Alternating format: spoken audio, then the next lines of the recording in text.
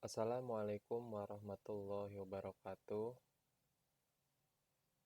Saya atas nama Muhammad Khaidir Fauzan Akbar dengan NIM 1084231008 Prodi Teknik Elektromedik semester 5 kelas A. Ya, di sini saya akan melakukan simulasi tugas dari mata kuliah Komunikasi Digital yang mana berjudul sinyal analog versus sinyal digital. Baik, di sini sudah ada lembar praktikumnya, yang mana tujuan dari praktikum ini membuat dan memvisualisasikan sinyal analog dan sinyal digital. Kemudian memahami perbedaan karakteristik sinyal analog dan digital, melakukan manipulasi sinyal seperti pengambilan sampel dan kuantisasi pada sinyal digital menggunakan MATLAB untuk simulasi sinyal analog dan digital. Nah, pada praktikum ini kita akan menggunakan aplikasi ya. Saya akan menggunakan aplikasi web MATLAB. Adapun alat dan bahannya yaitu perangkat keras komputer atau laptop dengan spesifikasi standar, kemudian perangkat lunak MATLAB dengan Signal Processing Toolbox ya.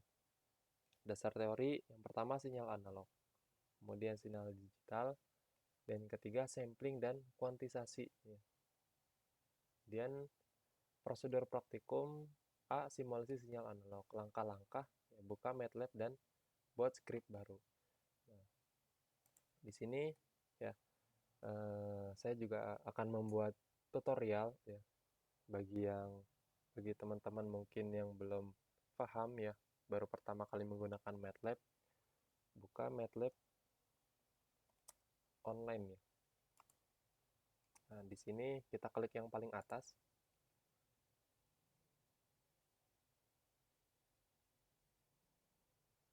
Tunggu sebentar.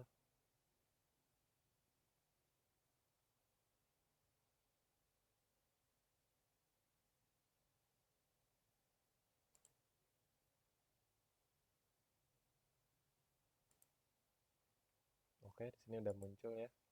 Nah, di sini kita klik Open MATLAB online ya. Nah, jika kita belum punya akun ya, kita di sini membuat akun ya. Membuat akun dengan email kita sendiri.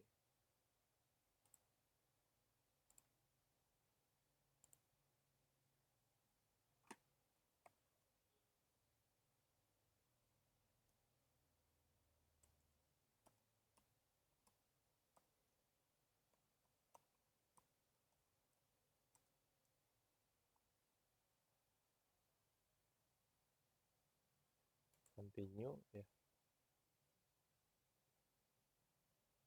Kita tunggu sebentar. Nah, di sini teman-teman buat password ya. Nah, password terdiri dari harus ada huruf besar, angka, dan juga simbol ya.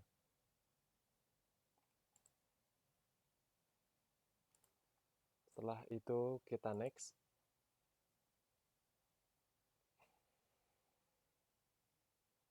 Kita simpan aja.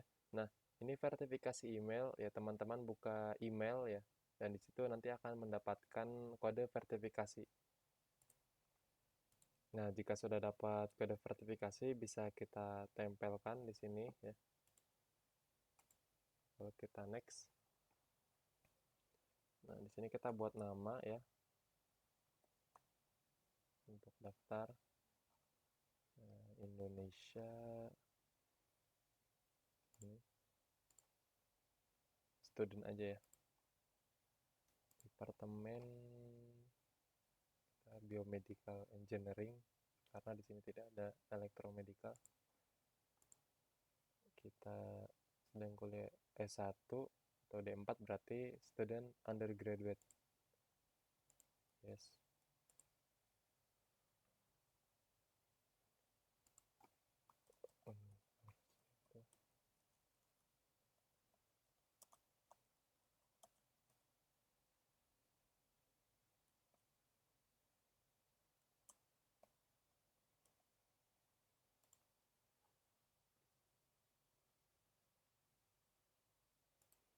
Nah, kalau sudah di halaman ini ya, kita klik yang ini, use MATLAB Online Basic ya, use now for free.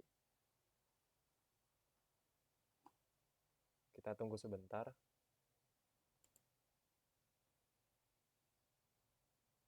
Oke, di sini sudah muncul ya untuk tampilan awal dari MATLAB. Oke, kita langsung coba saja ya. Tadi kita sudah baca nomor 1, kemudian definisikan sinyal analog sederhana dalam bentuk gelombang sinus dengan persamaan. X dalam kurung T sama dengan A titik sin dalam kurung 2 V Ft dalam tutup kurung, di mana A adalah amplitudo, F adalah frekuensi, T adalah waktu. Nah, kita diperintahkan untuk masukkan kode di bawah ini ya. Mulai dari awal sampai akhir. Nah, ketika teman-teman ingin simulasi ya, kita di sini menambahkan nih script ya. Di script. Nah, baru di sini teman-teman menempelkan atau apa namanya? Menaruh ya kode dari kode ini kita taruh di sini. Karena tadi saya sudah buat ya, tinggal saya copy paste ya. Untuk tanda ini tidak perlu, jadi kita mulai langsung dari T aja. Nah, kalau sudah kita taruh, maka kita jalankan. Ini boleh kita save.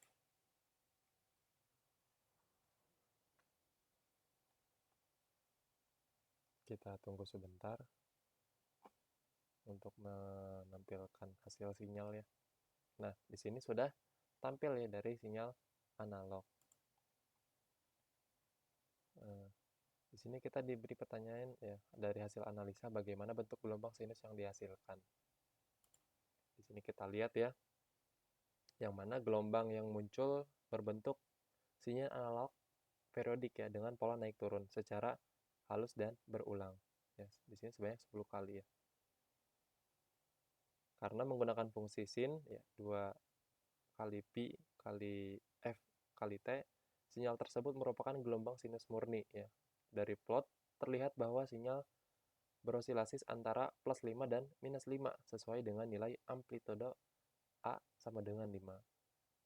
Dalam rentang waktu 0 hingga 1 detik, sinyal tampak memiliki 10 siklus penuh ya, sesuai dengan frekuensi F sama dengan 10 Hz. Kemudian, apa pengaruh perubahan frekuensi dan amplitudo terhadap sinyal analog? Ya, jika parameter dinaikkan ya, gelombang menjadi lebih rapat ya. Jumlah siklus per detik bertambah, artinya osilasi lebih cepat. Ya, jika diturunkan, gelombang menjadi lebih renggang. Jumlah siklus per detik berkurang, yang mana osilasi menjadi lebih lambat. Kalau amplitudo jika dinaikkan, ya, puncak gelombang nilai maksimum dan minimum menjadi lebih tinggi, sinyal terlihat lebih besar.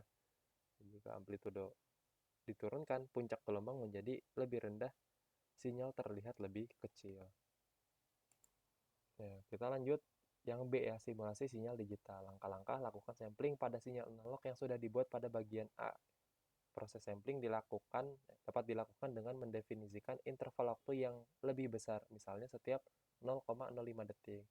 Masukkan kode berikut di MATLAB. Ya, kode ini kita masukkan, ya, kita tambahkan ya, kita masukkan di sini kode tadi. Nah, jika kita sudah masukkan ya, bisa kita running, kita save. Nah, di sini sudah tampil ya sinyal digital hasil sampling dari sinyal digital tadi ya. Nah, adapun hasil analisisnya ya. Yang pertama, bagaimana perubahan sinyal setelah dilakukan sampling ya. Nah, Nah, setelah dilakukan sampling, ya sinyal yang semula berupa gelombang sinus analog kontinu, ya halus dan berkesinambungan, seperti ini tadi ya, naik turun, berubah menjadi sekumpulan titik diskrit ya, seperti ini. Pada gambar terlihat sinyal berbentuk titik-titik atau bulatan merah ya, yang mewakili nilai amplitudo sinyal analog pada perubahan tertentu. Proses ini artinya sinyal tidak lagi memiliki nilai di setiap saat atau kontinu, tetapi hanya pada titik waktu tertentu sesuai dengan frekuensi sampling yang digunakan. Jika frekuensi sampling terlalu rendah, maka bentuk sinyal hasil sampling akan terlihat kasar atau terdistorsi, maksudnya tidak lagi menyerupai bentuk aslinya. Sebaiknya jika frekuensi sampling lebih tinggi, maka titik-titik hasil sampling akan semakin rapat dan bentuknya akan semakin mirip dengan sinyal analog asli. Nah, nomor 2, apa perbedaan utama antar sinyal analog dan digital yang dihasilkan? Ya. Adapun sinyal analog, ya sifat sinyalnya kontinu dalam waktu dan amplitudo, mempunyai nilai di setiap saat. Kalau sinyal digital, hasil sampling ini diskrit, sifat sinyalnya diskrit dalam waktu memiliki nilai hanya pada saat tertentu. Ya, kalau bentuk gelombangnya, ya perbedaannya, kalau sinyal analog ya, ini ya, halus berkelanjutan seperti gelombang sinus. Kalau sinyal digital ya, hasil sampling berupa titik-titik atau batang stemplot hasil sampling. Kita lanjut ke C ya, simulasi kuantisasi sinyal digital. Lakukan proses kuantisasi pada sinyal yang sudah disampling. Kuantisasi akan mengubah sinyal amplitudo sinyal digital menjadi nilai diskret yang terbatas, misal dengan 4 level kuantisasi. Di sini kita tambahkan kode yang sudah diberikan ya. Oke, kita tambahkan.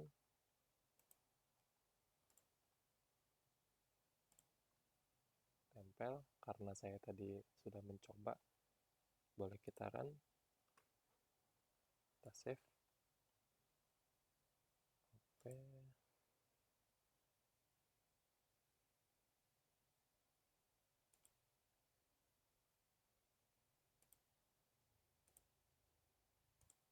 Oh maaf, salah tadi. Tadi kodenya salah ya. Kita ulang. Ini yang nomor soal yang C ya. Coba kita running. Kita save dulu. Nah, ini sinyal kuantisasi ya.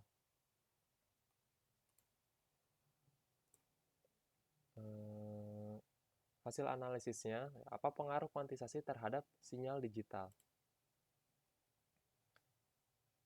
Ya, nilai sinyal ya tidak lagi kontinu ya, tetapi hanya pada tingkatan level tertentu yang sudah ditentukan. Misal L ya, sama dengan 4, hanya ada 4 level nilai ya. Ini ada 4 level nilai.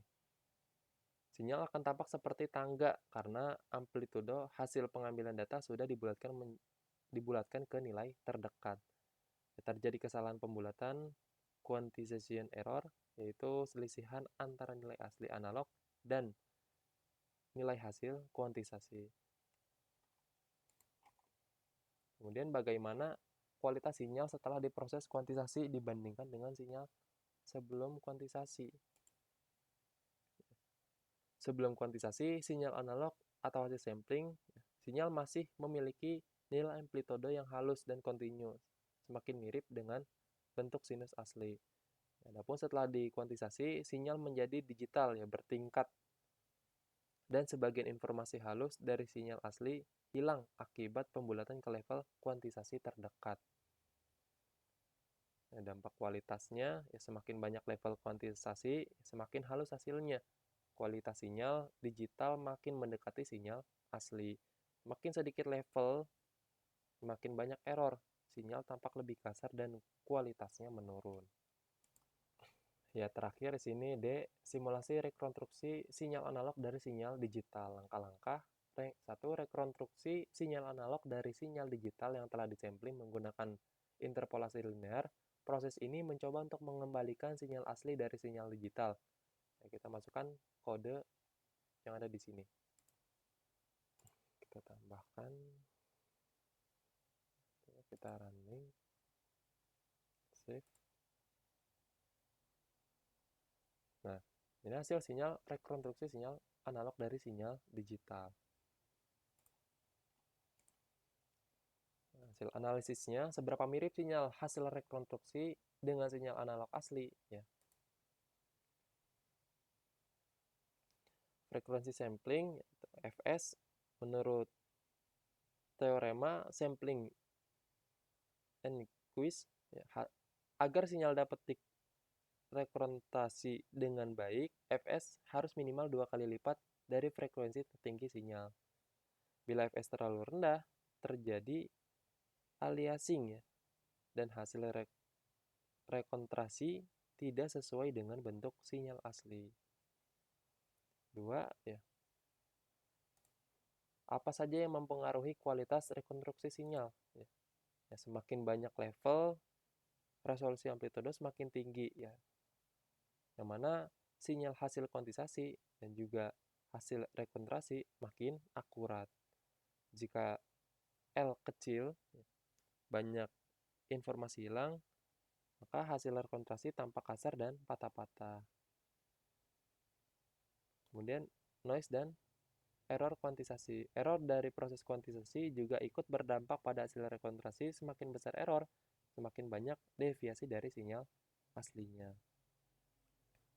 Maka dari kesimpulan hasil MATLAB, ya, simulasi dari sinyal analog versus sinyal digital, yaitu sinyal analog memiliki bentuk gelombang kontinu dan halus seperti gelombang sinus, ya. Frekuensi mempengaruhi jumlah siklus per detik, rapat renggangnya gelombang, sedangkan amplitudo mempengaruhi tinggi rendahnya gelombang. Kemudian sinyal digital atau hasil sampling. Setelah dilakukan sampling, sinyal analog berubah menjadi sekumpulan titik diskrit yang hanya memiliki nilai pada waktu tertentu. Semakin tinggi frekuensi sampling, maka semakin akurat sinyal digital dalam mempresentasikan sinyal analog. Sampling merupakan langkah pertama dalam proses digitalisasi sinyal analog. Kemudian proses kuantisasi, yang mana kuantisasi merubah nilai hasil sampling menjadi level-level amplitudo tertentu atau diskrit. Proses ini menyebabkan kesalahan pembulatan, quantization error, di mana sebagian informasi amplitudo, ya, sebagian informasi amplitudo asli hilang. Semakin banyak level kuantisasi L, semakin halus hasilnya dan semakin mendekati sinyal asli.